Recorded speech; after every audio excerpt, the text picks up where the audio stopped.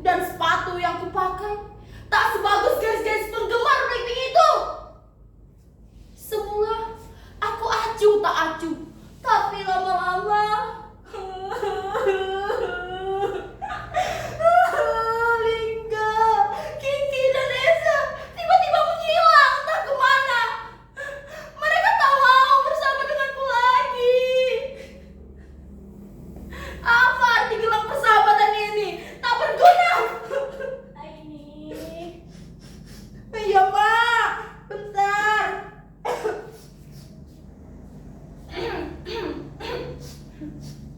Ya, obatnya udah Ai beli.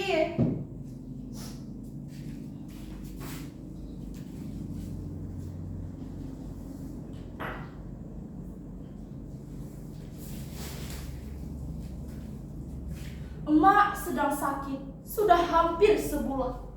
Aku belum mampu membawanya ke dokter. Kata orang, berobat ke dokter itu mahal. Apa? BPJS? Dari mana kami membayar cicilan setiap bulannya? Bu Siti yang kerja di puskesmas pernah bilang, jika tidak dibayar ataupun menunggak, maka akan terkena denda. Ya sudahlah, orang susah dilarang sakit. Itulah mengapa sudah sebulan ini aku menggantikan pekerjaan emak. Berburu koran, karton, dan botol-botol bekas di warung dan toko. Seringkali aku memungut sampah yang sengaja orang buang sembarangan. Aku tak habis pikir, kenapa orang-orang itu membuang sampah sembarangan. Tidakkah mereka tahu tindakan mereka itu akan merusak bumi yang kita tinggal ini? Sementara tong sampah dibiarkan kosong, tak berfungsi sebagaimana mestinya. Sejak bapak meninggal 5 tahun lalu, emaklah yang mencari nafkah. Sempat menjadi buruh cuci dengan upah seikhlasnya. Tapi upah emak yang kecil tak sebanding dengan resiko yang emak hadapi. Jika ada pakaian yang luntur atau rusak, emak harus menggantinya 2 kali lipat. Lambat laun, tenaga emak semakin berkurang, tak sanggup lagi mencuci. Kemudian, emak memilih menjadi pemulung. Dalam sehari, emak bisa mengumpulkan 10-15 kg sampah. Tapi tak banyak uang yang bisa dibawa pulang. Sampah-sampah itu hanya bisa dijual 3.000 per kilogramnya. Ya, cukuplah untuk beli beras, lauk pauk, dan sedikit jajan untukku. Hujan terik matahari tak pernah menyurutkan semangat emak.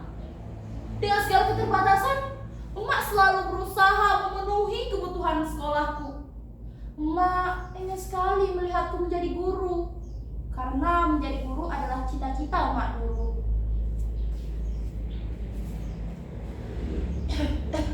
Aini, bagaimanapun kerasnya hidup, ingatlah kamu masih punya Tuhan. Jangan pernah menyerah menggapai cita-cita. Ya, itu adalah pesan emak kepadaku. Saat ini, emak sedang sakit keras.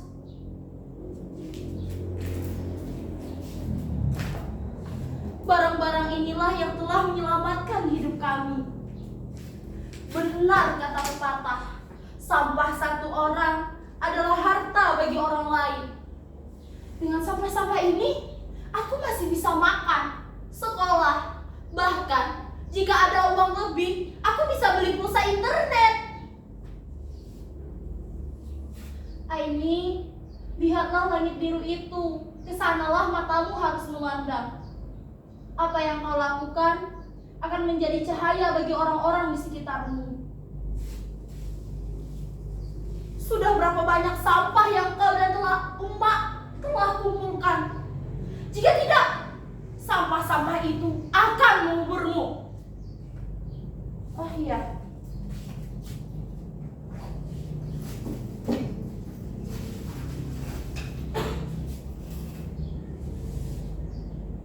kalian pasti penasaran kan, dari mana aku mendapatkan ponsel ini? Kalian curiga kan padaku? Ya jelas sih kalian curiga, secara aku adalah anak pemulung. Baiklah, baiklah, aku akan sedikit bercerita. Ponsel itu aku dapatkan tahun lalu saat acara 17 Agustusan. Saat itu aku diminta Pak Lurah untuk menjadi kepala regu dalam lomba gerak jalan. Awalnya kami ragu, tapi kami tetap bersemangat dan berusaha dengan keras. Dan akhirnya regu kami menang. Lalu Pak Lurah memberikan handphone itu kepadaku sebagai bonus. Tuhan memang maha adil ya. Di saat diperlukan, di saat itu pula Tuhan memberikan jalan. Kalian masih tidak percaya? Baiklah, akan aku tunjukkan bagaimana aku menjadi kepala regu. Seluruhnya siap, gerak, 2 langkah ke depan, jalan. Hadap kanan, gerak. Nah, sudah percaya kan? Bentar.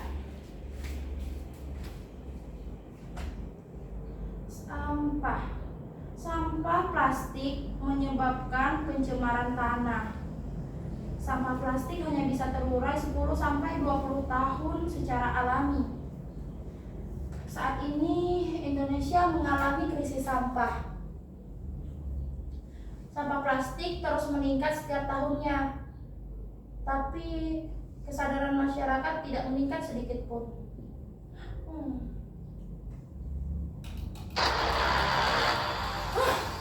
Di mana aku? Di mana ini? Kenapa semua perempuan di sini mati? Langit begitu pekat. Di mana ini? Air ini begitu kotor dan bau. Siapa itu? Matanya memerah, kulitnya mengelupas. Pergi, pergi, jangan mendekat. Pergi. Kulit air melepas. Aku tidak bisa bernapas.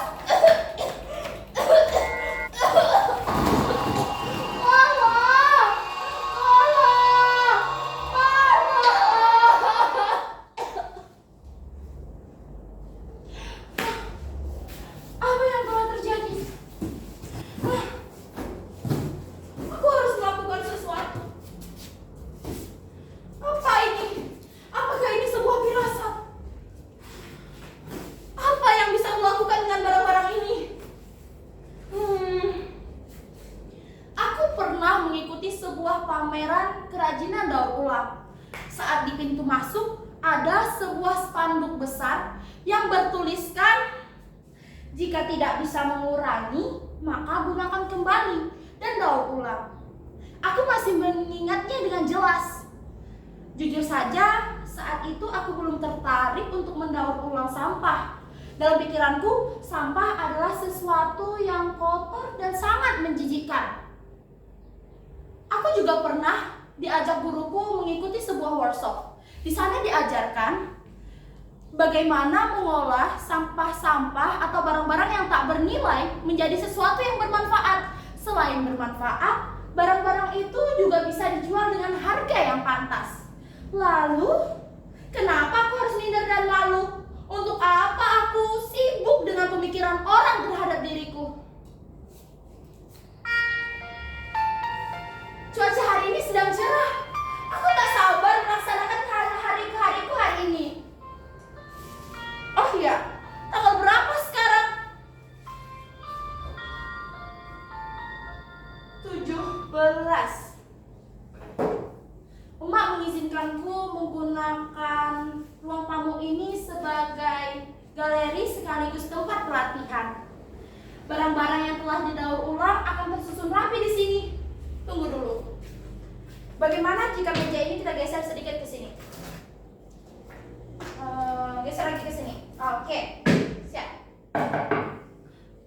Ya, bentar. Oh, Bapak. Terima kasih, Pak, sudah mengantarnya kemari. Iya, Pak. Terima kasih, Pak. Semoga dagangan Bapak semakin laris ya, Pak. Sejak saat itu, aku tidak perlu memungut sampah atau mengambilnya ke toko dan warung. Mereka dengan senang hati akan mengantarnya ke rumahku. Melalui media sosial, aktivitas daur ulang sampah ini akan ditonton oleh banyak orang. Semoga apa yang kulakukan ini memotivasi orang-orang di luar sana. Tapi handphone ini harus dijual untuk biaya emak berobat. Emak harus segera dibawa ke dokter. Emak harus sembuh dari penyakitnya. Ini. Iya, sebentar. Teman-teman, kalian sudah datang. Ayo masuk. Iya, silakan masuk. Oke. Hari ini kita akan memisahkan terlebih dahulu barang-barang ini. Untuk korannya taruh sebelah sini, botol bekas taruh di sebelah sana, kardusnya di sebelah sini. Nah, hari ini kita akan membuat vas bunga dari lilitan koran. Ini contohnya. Cukup mudah bukan?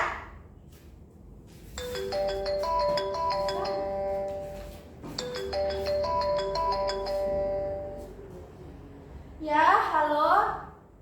Ya, benar Pak. Ini saya Aini. Iya, benar Pak. Saya dan teman-teman saya yang mendaur ulang sampah-sampah itu. Kapan jadwalnya ya Pak? Oh, baik Pak. Terima kasih Pak. Wah, teman-teman, kita mendapat undangan untuk pameran bulan depan. Akhirnya karya kita akan dipajang bersama karya-karya orang lain. Tapi bagaimana jika karya kita tidak sebagus mereka? Apa mereka akan menertawakan punya kita? Bagaimana ini? Apakah kita harus menolaknya? Tidak.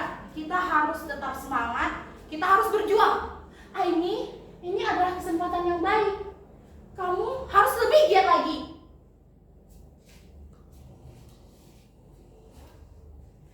Aku baru saja mengantar emak ke dokter. Sebenarnya emak butuh penanganan yang khusus. Dokter tidak begitu jelas menjelaskan tentang penyakit emak. Dokter hanya menjelaskan berapa kali emak harus minum obat dalam sehari. Emak bersikeras ingin pulang. Saat di perjalanan, emak bilang begini kepadaku. Hai, kamu adalah pahlawan emak. Mataku berkaca-kaca, lalu aku membalas. Mak, Ai bangga sama emak. Karena pahlawan sesungguhnya adalah emak. Oh iya, hari ini Lingga, Kiki, dan Eza akan kemari. Mereka akan mengantarkan sampah-sampah yang telah mereka kumpulkan. Selain itu, mereka juga membantuku untuk menyebarkan hasil daur ulang yang ku buat selama ini ke media sosial. Ternyata mereka tidak benar-benar meninggalkanku.